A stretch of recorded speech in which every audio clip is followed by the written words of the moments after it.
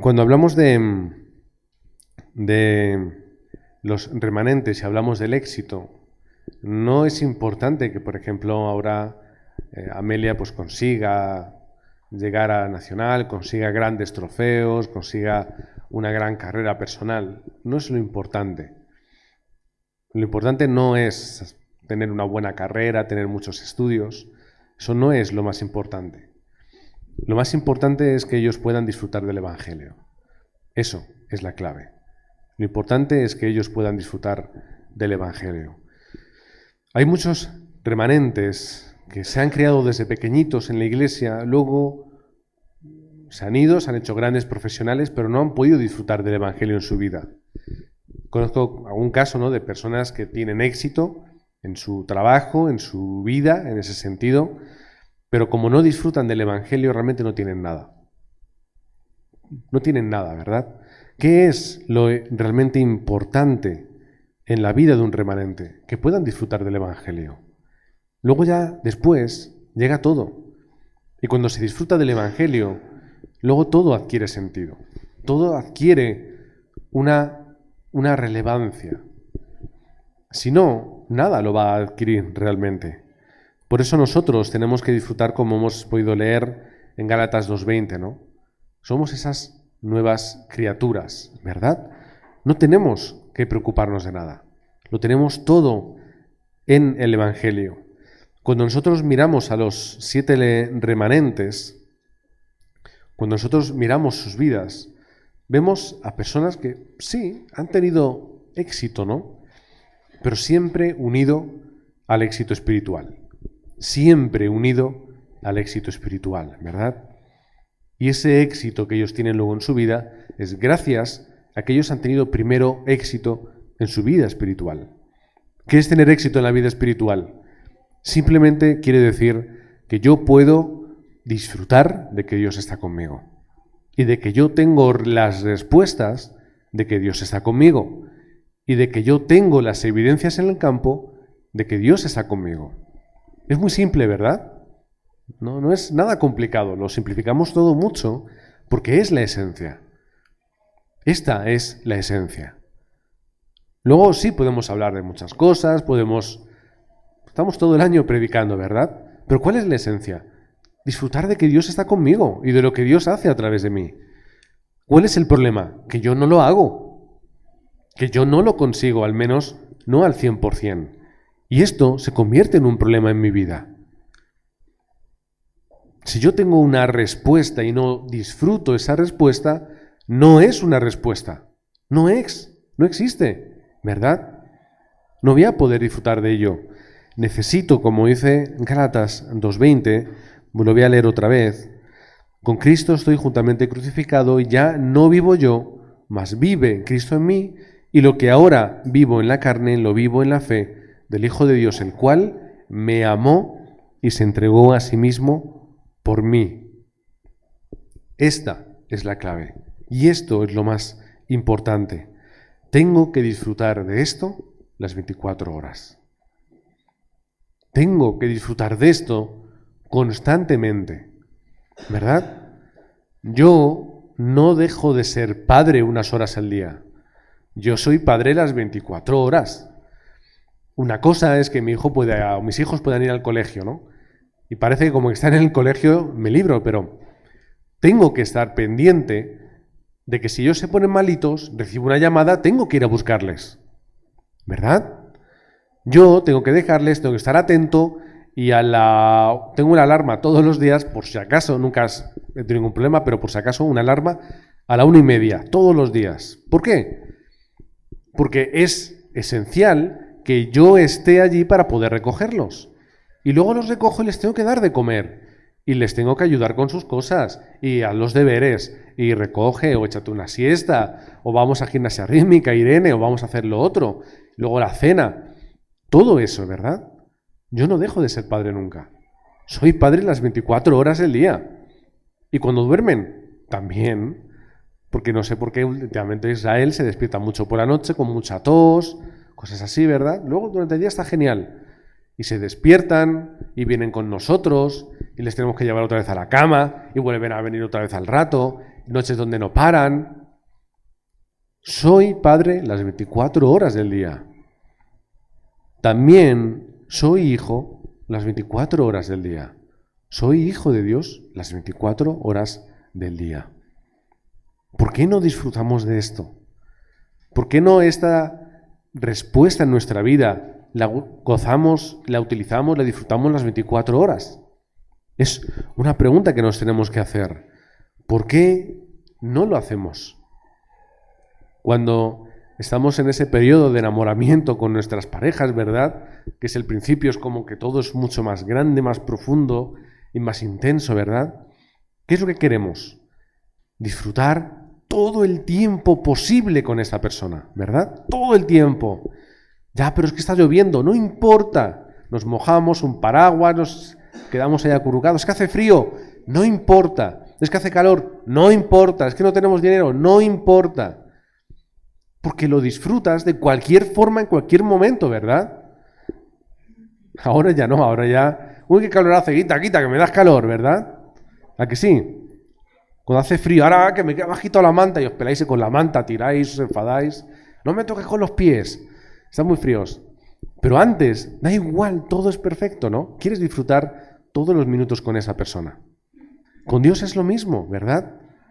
¿Por qué yo no puedo tener esa necesidad o disfrutar de estar con Dios las 24 horas? Tenemos que volver a disfrutar de esto. Nos encontramos a los 7 remanentes. Disfrutaban de Dios y de Emmanuel las 24 horas. ¿Verdad? Nos encontramos personas importantes que disfrutaban las 24 horas. ¿Cómo yo voy a obtener respuesta? Las 24 horas. ¿Cómo yo voy a disfrutar realmente de una forma plena? Si yo estoy concentrado en disfrutar de mi relación con Dios. Es la concentración y las respuestas que obtenemos a través de la concentración. Cuando la iglesia primitiva se concentra en disfrutar de que Dios está con ellos, reciben respuestas. ¿Verdad? Reciben todas las respuestas. ¿Por qué nosotros no? Delante de nuestra vida siempre tenemos conflictos y problemas. Por eso yo necesito las 24 horas. Esta mañana hablamos de que estamos constantemente en una guerra espiritual, ¿verdad? ¿Pero cuándo? Constantemente. Por eso yo necesito concentrarme en las 24 horas. Porque la batalla espiritual no termina, nunca. Y Satanás nos lleva mucha ventaja al día. Cuando yo me acuerdo, es que verdad, soy un hijo de Dios y venga, voy a orar o voy a concentrarme, voy a verlo todo con ojos espirituales, todo el tiempo previo, Satanás nos lleva a ventaja. Porque no para de obrar, no para de hacer, no para constantemente, ¿verdad? Nos lleva mucha ventaja. Por eso, en medio de los problemas y de las circunstancias, ¿qué tengo que hacer? ¡Ay, Dios está conmigo! Por lo tanto, lo que ocurre es una respuesta. ¿Cuál es el problema? Cuando la gente no puede ver esto. No tiene fuerza para salir de sus circunstancias. Cuando yo no veo la realidad espiritual, yo no tengo fuerza para salir de ahí. Es muy difícil. Por eso tengo que disfrutar de las respuestas. Tengo que concentrarme para poder renovar y restaurar mi vida y necesito ver las oportunidades en medio de las crisis. Otra vez, 1 de Tesalonicenses 5, del 16 al 18. Nos va a acompañar durante mucho tiempo esto, ¿verdad? ¿Qué ocurre? Es que estoy en un campo, pero es que estoy solo. Es que no tengo nada.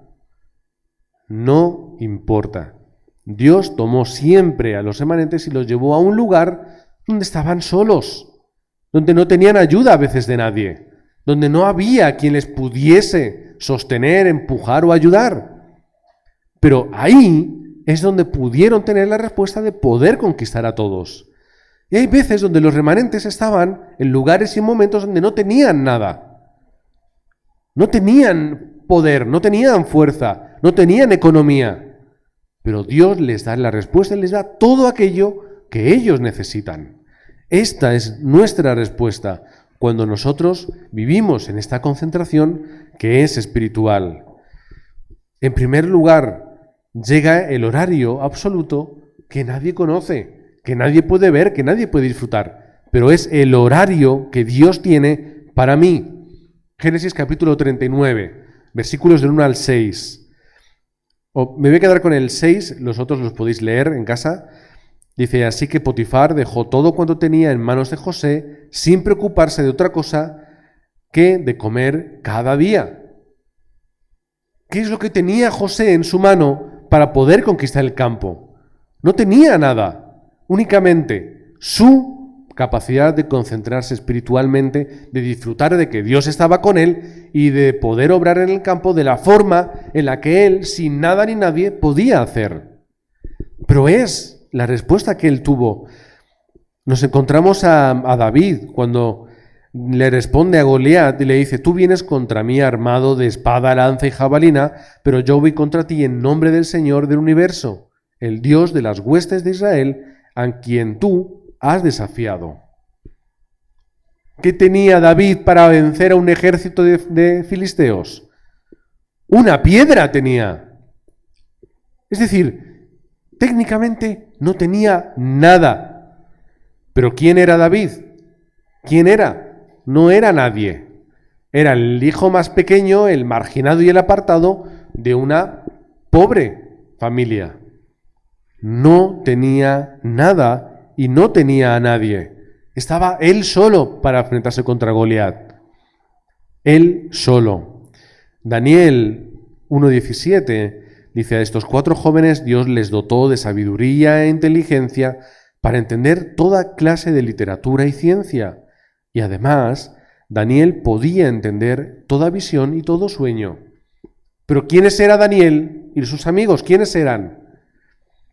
Eran personas que Babilonia había raptado de Israel y se los había llevado a su país, su territorio, su nación, ¿verdad? No eran nadie, estaban solos. Pero en ese momento lo único que ellos podían hacer era disfrutar de las respuestas que Dios les daba. No es que ellos fuesen, dice la palabra de Dios, es que Dios los dotó de sabiduría e inteligencia para entender.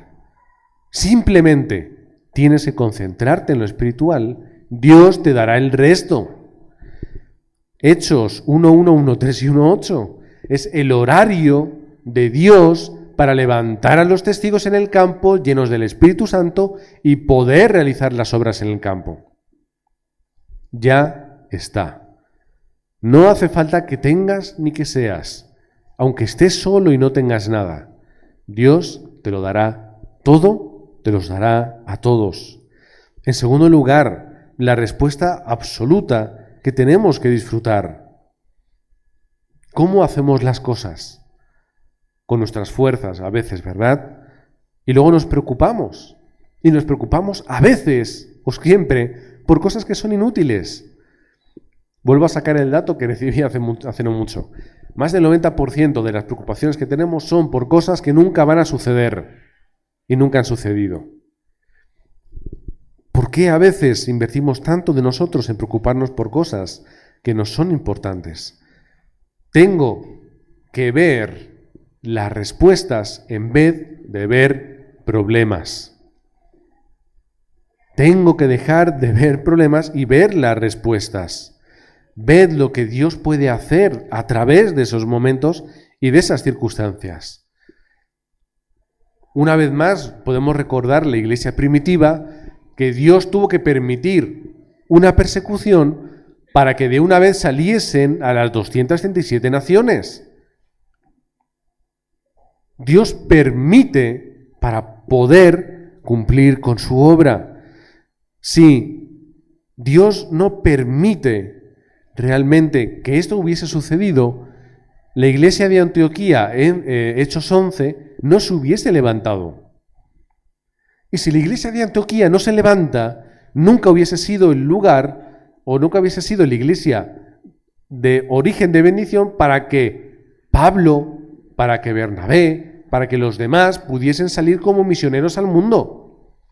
Porque no salieron de Jerusalén, salieron de Antioquía. Es decir, tengo que ver las respuestas en medio de los problemas, ver cómo yo tengo el pacto. Y como teniendo el pacto, nada puede ocurrir en mi vida. Nada puede ocurrir en mi vida. Ahora, ¿qué tiene que suceder? Gálatas 2:20. Con Cristo estoy juntamente crucificado. Tengo que dar mi vida en la cruz para que Dios pueda usarme, para que Dios pueda obrar en mí. Yo tengo también que estar en esa cruz. Y tus pensamientos, tu corazón, tu mentalidad, todo lo que tú tienes, que está muy bien y puede ser muy bien, muy bonito, lo tenemos que dejar a un lado para que no viva yo, sino que Cristo pueda vivir en mí. ¿Verdad? Para que Cristo pueda vivir en mí. De esta forma vamos a obtener las respuestas. Los grandes milagros de la iglesia primitiva, lo hemos dicho, de ser perseguidos a ser una iglesia misionera en Antioquía. Pablo, de ser un perseguidor con todo el celo judío, a ser el gran misionero. Quizá una de las personas más representativas en la historia de las misiones. Nos encontramos en Hechos 16 como parece que las puertas para Asia se rompen, ¿verdad? Pero si lo tenía Pablo en la cabeza, si era lo que Pablo tenía en el corazón, si era lo que Pablo quería hacer. Si a Dios no le importó lo que tenía Pablo en su cabeza y en su corazón, ¿por qué a Dios le va a importar lo que yo tenga? No es que Dios nos menosprecie, ¿no? Pero es que Dios tiene un plan y un horario mucho mayor y más importante que el nuestro. Por lo tanto, si Dios toma a Pablo y dice, mira, muy bonito lo de Asia, ese corazón es fantástico, es una idea genial, Pablo, pero ahora te vas a ir a otro sitio. Si Dios lo hizo con Pablo, ¿cómo no lo va a hacer conmigo? Si esa idea tan buena de Pablo, Dios la aparta y la desecha para poner su plan y su horario, ¿cuánto menos lo va a hacer con nosotros? ¿Verdad? Tenemos que disfrutar de lo que Dios hace en nuestra vida, hasta el punto de que Dios le dice, no te preocupes, Pablo, tú tienes que ir a Roma. Nos lo encontramos en 3 partes en las Escrituras, hasta que finalmente Pablo llega a Roma, a través de un naufragio. Da igual, pero llega. La palabra de Dios se cumple. Por eso tengo que disfrutar mis 24 horas, pero disfrutar de una forma natural. De una forma natural. No es una obligación, no es un sufrimiento, es algo natural, algo que yo disfrute constantemente. Y las respuestas me seguirán. Y las evidencias me van a seguir. ¿Qué va a suceder al final? El tercer punto. Que la obra maestra de nuestra vida va a tener lugar. Una obra maestra absoluta. Es esa obra que Dios va a hacer, pero que nadie más puede. Que nadie más puede realizar. Es imposible para otra persona, pero Dios lo hará a través de nosotros. Primera de Pedro 2:9, real sacerdocio, nos llama que somos, ¿verdad? Somos real sacerdocio, nación santa, pueblo escogido, llamados a la luz para salvar a aquellos que están en la oscuridad. ¿Para qué Dios nos llama y nos levanta y nos escoge? Para ser luz en medio de los que no tienen esa luz. ¿Cuál es la obra maestra de mi vida? Que yo pueda ayudar a aquel que está en oscuridad. ¿Cuál es la obra maestra de mi vida? Que yo pueda en mi campo levantar a los discípulos y yo pueda levantar esa iglesia regional y yo pueda estar teniendo las respuestas del campo. Porque nadie más puede hacerlo. Nadie más puede. Romanos capítulo 16, versículo 25, o versículo 26, dice, y lo ha manifestado ahora por medio de las Escrituras, según la disposición del Dios eterno, de modo que al conocerlo todas las naciones puedan responder a la fe. ¿Cuál es el plan y la voluntad de Dios? Que todas las naciones puedan responder a la fe. ¿De qué? De eso que dice en el versículo 25. al que tiene poder para consolidaros en la fe de acuerdo con el mensaje que anuncio y la proclamación que hago de Jesucristo, a quien ha revelado su plan secreto, mantenido durante siglos oculto. Es ese plan, es esa respuesta que está oculta para el campo que nosotros tenemos que testificar. Lo he leído en la versión de la palabra, por si os ha sonado un poco raro, pero ¿qué es lo importante? Que eso que está oculto en el campo, que la gente no puede ver, es lo que yo tengo que hacer. Testificar la obra de Cristo. ¿Cuál es la obra maestra de mi vida? Que yo pueda comprenderlo, yo pueda concentrarme en ello y lo pueda llevar al campo. Más allá, no hay necesidad. Primera de Corintios 3:16. ¿No sabéis que sois templo de Dios y que el Espíritu de Dios mora en vosotros? Es una pregunta que hace, ¿verdad? Parece que es la pregunta que nos hace a nosotros y que nos llevamos haciendo toda la vida. ¿Es que no lo sabemos? ¿Cómo yo voy a poder hacer una obra maestra con mi vida? Simplemente siendo lleno del Espíritu Santo, disfrutando de la respuesta que ya tengo. O como dice 2 de Corintios 5:7, en esas paréntesis, dice, porque por fe andamos, no por vista. ¿Cómo yo lo voy a hacer? A través de la fe. Si tengo que valerme por mi vista o por mis capacidades, es imposible. No puedo. No puedo, mucho menos, como digo, tener esa obra maestra absoluta en mi vida. Es imposible. Necesito la fe que me lleva a hacer cosas que jamás pensaba que iba a hacer y que me va a llevar a tener respuestas que jamás pensaba que iba a poder tener. Por eso, a modo de conclusión, tenemos que disfrutar de 3 cosas. Primero, la plataforma correcta. ¿Cuál es mi plataforma? El trono celestial. ¿Esa es mi plataforma o es mi respaldo? Es mi respaldo. No puedo perder esa bendición. Y de la misma forma que yo disfruto de ese respaldo y esa plataforma, yo tengo que hacerlo con los demás. No convertirme en el respaldo del otro, sino poder ayudarle a que él pueda disfrutar de ese respaldo. Yo no puedo hacer la obra, pero puedo ayudarle, puedo estar detrás y puedo ser de alguna forma ese apoyo espiritual que esa persona necesita. En segundo lugar, yo puedo o tengo que disfrutar de la bendición de ser esa torre de vigilancia, ese faro, no importa el término que utilicemos.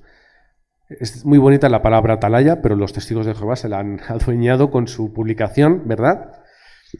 Pero esa es la idea. Yo tengo que ser ese faro para que la gente pueda disfrutar de la respuesta. El faro es un lugar alto, es un lugar en el cual tú puedes ver todo. Tú ves todo el mar, ves el océano, lo ves a kilómetros de distancia, ¿verdad? Tengo que ser ese faro. Pero de la misma forma que el que está arriba en el faro ve a todos, todos ven la luz del faro.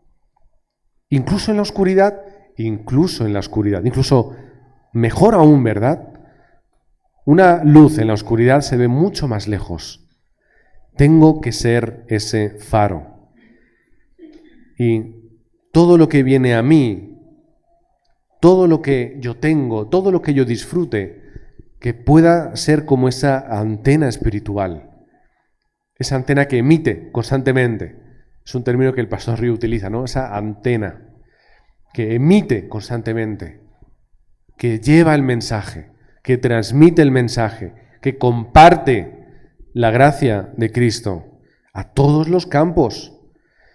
Esa es mi capacidad de transmitir el Evangelio. ¿Cuál es mi capacidad para transmitir el Evangelio?